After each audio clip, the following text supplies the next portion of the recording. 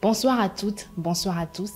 Merci de nous accueillir chez vous encore une fois, comme vous le faites déjà si bien, semaine après semaine. Ce soir, on va parler d'un drame qui nous touche tous, mais dont on préfère détourner le regard. Les accidents de circulation sur nos routes. Ces tragédies qui fauchent des vies, brisent des rêves, détruisent des familles. Presque chaque jour sur le bitume, des enfants perdent leurs parents, des parents perdent leur progéniture, des hommes, des femmes perdent à jamais leur partenaire de vie. Et non, ce ne sont pas que des statistiques, c'est du sang, des larmes, des vies arrêtées trop tôt. Alors ce soir, on arrête de faire comme si ça n'arrivait qu'aux autres. On va écouter ceux qui vivent cette peur au quotidien, ceux qui ont déjà vu l'impensable. Et on va essayer ensemble de comprendre comment éviter que d'autres familles vivent ce genre de cauchemar. Bienvenue dans Micro Libre, c'est parti pour Il s'exprime.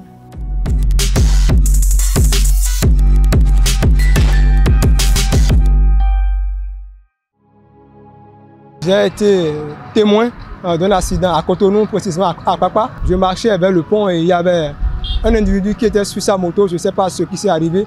Il a été cogné par un camion et directement il est rendu l'âme. Pas récemment, peut-être il y a 2 mois comme ça.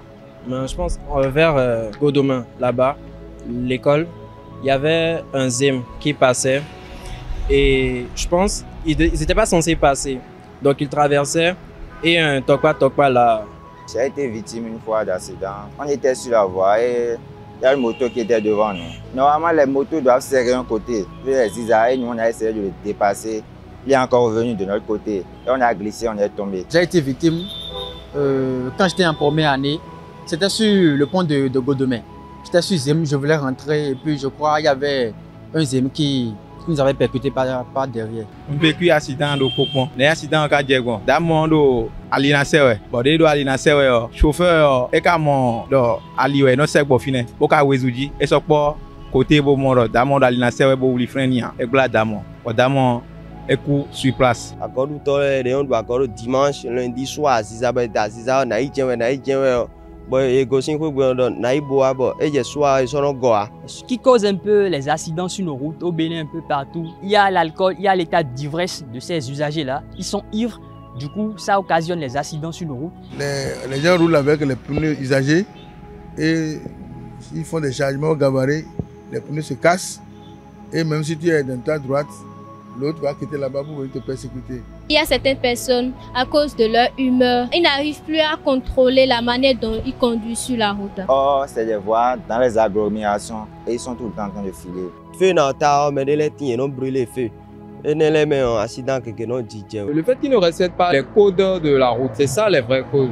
Il y a d'autres qui en maîtrisent mais qui préfèrent négliger parce qu'ils sont pressés d'aller là où ils veulent aller. Il y a aussi les surcharges, l'état des véhicules. On nous importe des véhicules qui sont déjà fatigués. Quand vous voyez même les pneus des semi-remorques, des trucs qui sont déjà fatigués. Les approches de solutions pour remédier à ce fléau, c'est que les forces de l'ordre doivent sensibiliser momentanément la population pour que ces derniers puissent ralentir un peu leurs ardeurs dans ces phénomènes, dans ces faits qu'on observe là sur nos routes. Il faut que l'État redouble ses efforts, puisque les routes sont déjà fatiguées. Il faut les reprendre. Ceux qui sont énervés chez eux, avant de prendre la route, de se calmer avant de prendre leur route. Moto contrôle, a dit quelqu'un contrôle, non sont dédés. Bode alcool pour, bode cigare pour, mais les débats non nous tiens qu'on d'abreton. Bodo mais mado permis beau, on dit bon non sont permis mais les votons là. Il n'y a pas de permis B, mais qu'à permis B n'a mais do quoi ou là. Bon, il quoi pour un non, c'est permis B nous mais là. Il n'y a pas de bon analyser mais les candidats.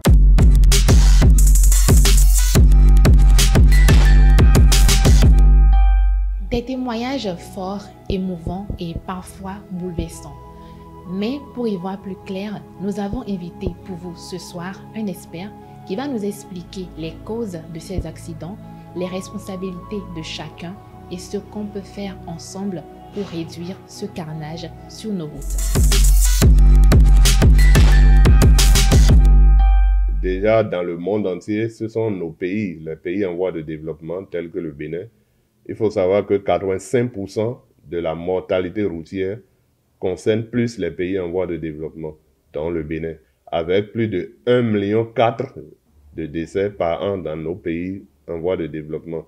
Pour l'exemple du Bénin, rien que pour les 6 mois de cette année, de janvier à fin mai, je vais dire à début juin 2025, la police républicaine a enregistré plus de 5025 infractions routières, dont 2481 sont dues à l'excès de vitesse. Ce qu'il faut également savoir, c'est que chaque année au Bénin, nous enregistrons plus de 2000 morts dus aux accidents routiers.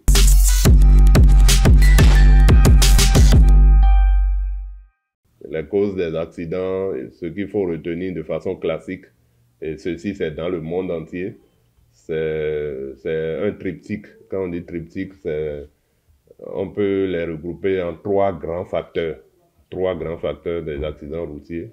Le premier facteur, celui qu'on appelle le facteur humain.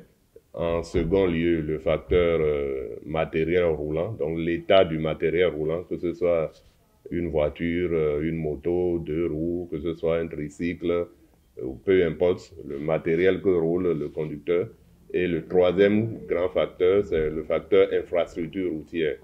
Donc la route sur laquelle circule le conducteur et tous les dispositifs qui sont sur cette route-là, donc qui forment ce qu'on appelle le facteur infrastructure routière.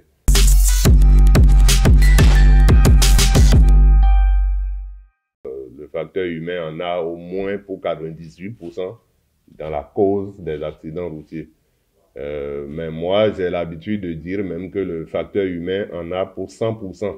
Puisque si mon véhicule est en mauvais état, si je n'envoie pas mon véhicule au contrôle technique automobile, ce que nous appelons vulgairement la visite technique au CNSR, pour qu'on s'assure du bon état de mon véhicule, c'est encore de ma faute. Donc c'est toujours de la faute d'un être humain si le matériel roulant n'est pas en bon état.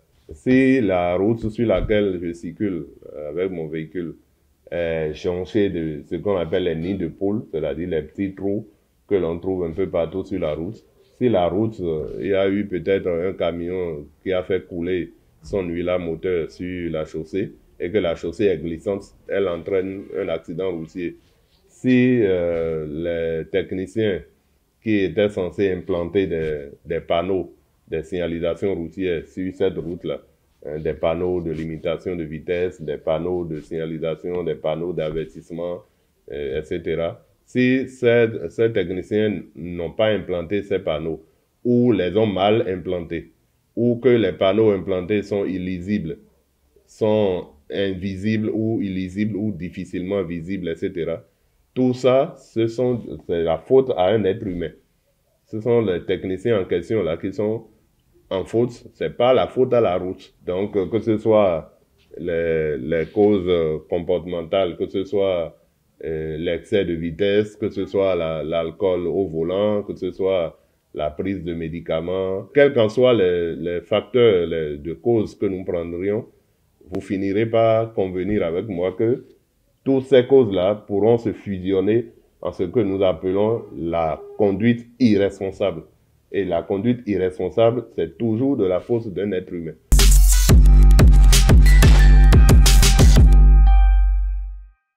Lorsque la route construite ne respecte pas les normes, ou lorsque la route, même si elle est bien construite, elle respecte les normes, elle a été livrée, mais elle est nue. La nudité de la route, c'est lorsque la route, une fois construite, n'a pas reçu les signalisations qu'il faut. Ces panneaux debout là, qui forment la signalisation verticale, n'existent pas sur la route. Cette route-là, elle est nue. Lorsque les tracés qui sont censés être dessinés sur le bitume, lorsque tous ces tracés-là manquent sur cette route-là, la route-là, elle est nue. Donc la nudité de la route, de l'infrastructure routière également, peut être source d'accident.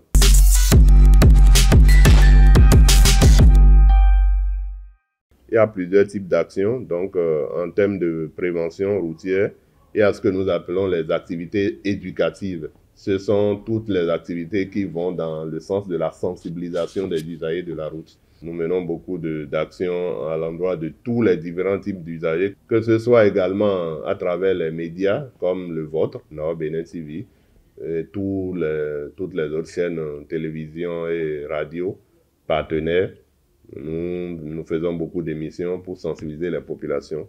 Le second facteur, qui est le facteur matériel roulant, le CNSR dispose d'un service également pour ce facteur-là, c'est-à-dire le service technique que vulgairement les populations appellent visite technique.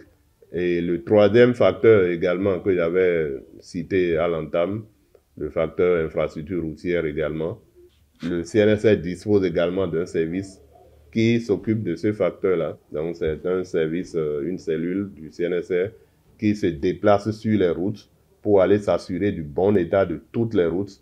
En vertu de cela, après les actions de sensibilisation et de prévention, la police prend le relais. Et donc les contrôles et les répressions, mais également le contrôle des pièces, mais également la recherche et le développement. Donc tout ce qui est activité de recherche en termes de sécurité routière avec les sociologues, même les médecins et tout. Mais comme je ne cesse de le dire, c'est la participation citoyenne qui est vraiment la clé. Il revient à chaque personne, à chaque usager de la route, qui qu'il soit, d'adopter des conduites responsables sur la route.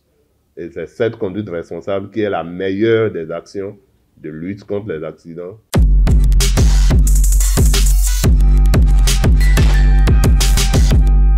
Ce que nous voulons vous dire ce soir, c'est que la sécurité sur nos routes, ce n'est pas qu'une question de policiers ou de loi, c'est une affaire de conscience collective, de responsabilité partagée et de respect de la vie humaine. Alors, chaque fois que nous montons dans un véhicule, sur une moto, chaque fois que nous traversons la route, pensons à ceux qui nous aiment et qui veulent nous revoir. Pensons à nous-mêmes. Changeons nos habitudes, exigeons plus de vigilance pour que ces drames s'arrêtent, pour que les routes du Bénin soient désormais des chemins de vie. Merci d'être resté jusqu'à la fin. Prenez soin de vous et encore une fois, restez vigilants. À bientôt.